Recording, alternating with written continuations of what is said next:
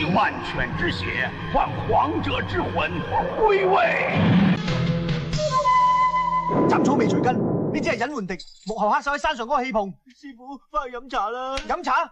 天狗教主如果練成萬卷元，全香港嘅魚乾都變僵屍。師傅，你道掛金鈎真係入木三分啊！快啲幫我問出嚟。我哋而家要去邊度啊？呢度係白犬戲台。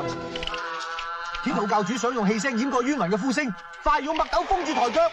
天兵下凡，借我神威。師傅，呢度有隻貓，唔通係你嘅新心子？嗰個係我嘅法寶靈貓，你個白痴！靈貓炎火，焚盡邪衰。師傅，佢一陣間會唔會連我啲老鼠都食埋啊？放心啦，佢淨係食邪。師傅，我覺得佢已經開始聞味啦。戲做完啦，正主終於試得現身啦。你都幾好打喎，係咪啊？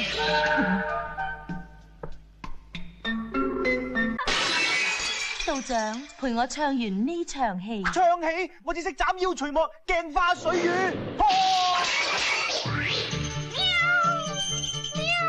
師傅，你係龍山天使啊！我控制唔住我個身體啊！好香，好想抓，咪跑！師傅，嗰度係險跡啊！入咗我嘅鏡花地牢，睇你點樣翻身！撐住啊！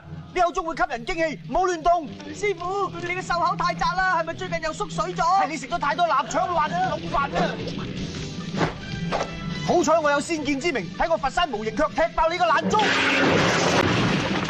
大膽妖孽，竟敢在此放肆！哎呀！天道有常，精氣長存，就算斷劍，我一樣可以斬你。